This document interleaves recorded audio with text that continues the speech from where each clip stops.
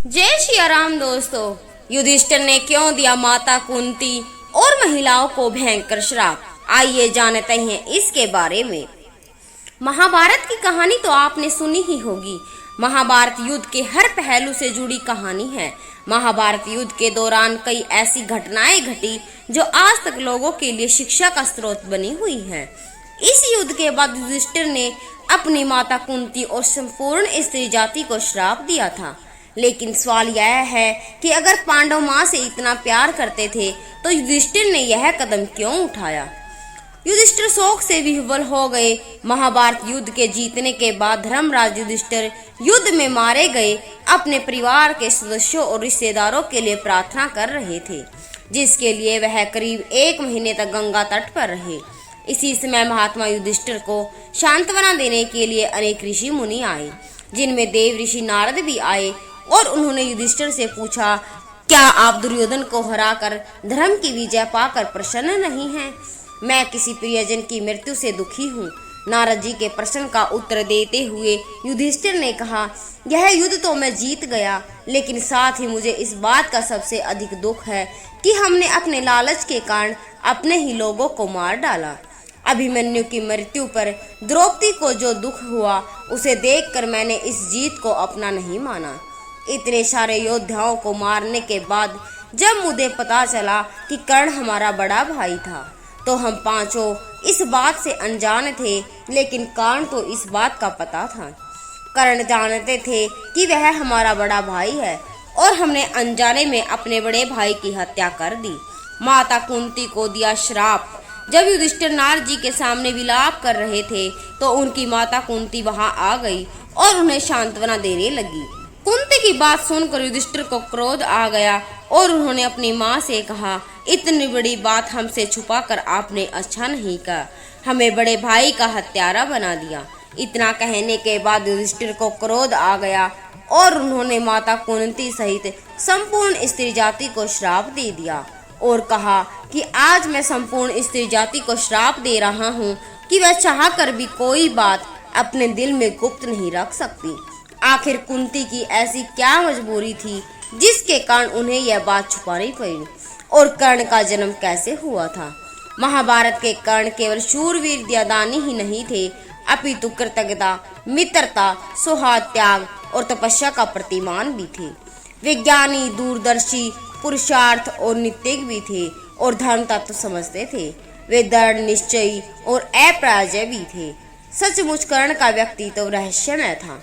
उनके व्यक्तित्व के हजारों रंग थे, लेकिन एक जगह उन्होंने झूठ का सहारा लिया और अपने व्यक्तित्व में काले रंग को भी स्थान दे दिया।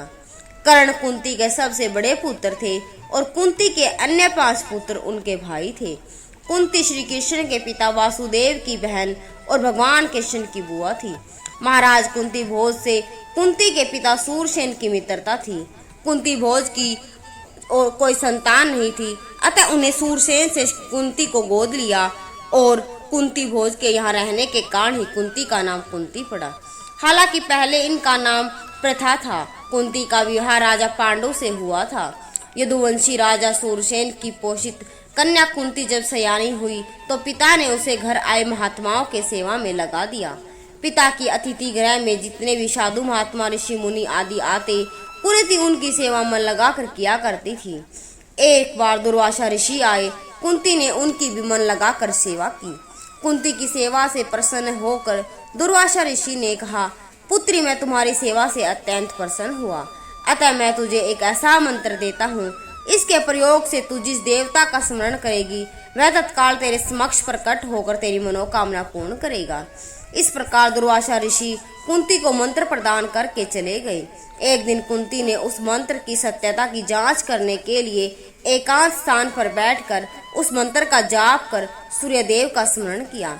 उसी समय सूर्यदेव महाप्रकट होकर बोले, देवी, मुझे बताओ कि तुम मुझसे किसी वस्तु की अभिलाषा करती हो। मैं तुम्हारी अभिलाषा अवश्य पूर्ण करूंगा। इस पर कुंती ने कहा, देव, मुझे आपसे किसी भी प्रकार की अभिलाषा नहीं है। मैंने तो केवल मंत्र की सत्यता परखने के लिए ही इसका जाप किया है।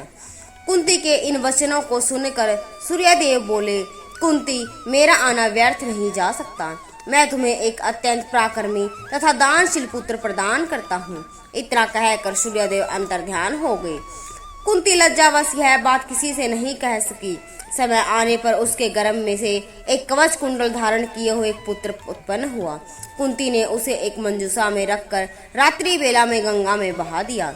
वह बालक बहता हुआ जब पहुंचा तो वहां पहुंचा जहां पर धृतराष्ट्र का सारथी अधिरथ अपने अश्व को गंगा नदी में जल पिला रहा था। उसकी दृष्टि कवच कुंडलधारी शिशु पर पड़ी और जो निसंतान था, इसलिए उसने बालक को अपनी छाती से लगा लिया और घर ले जाकर उसे अपने पुत्र के जैसे पालना लगा। उस बालक के कान अति सुंदर थे, इसलिए उसका नाम कर्ण रखा गया।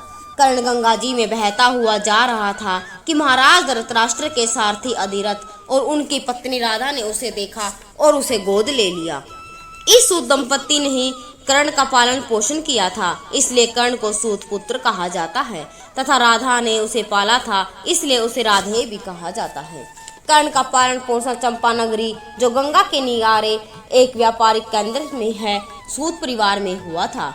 इनके पालक पिता अधिरथ थे और माता राधा देवी थी।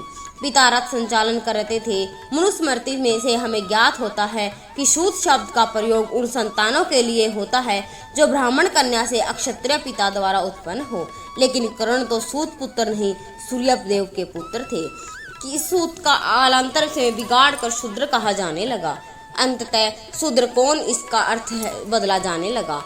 तो दोस्तों, आशा करते हैं कि आज की जानकारी आपको पसंद आई होगी। अगर वीडियो पसंद आए तो वीडियो को लाइक और चैनल को सब्सक्राइब जरूर करें। जय श्री राम, जय श्री कृष्ण।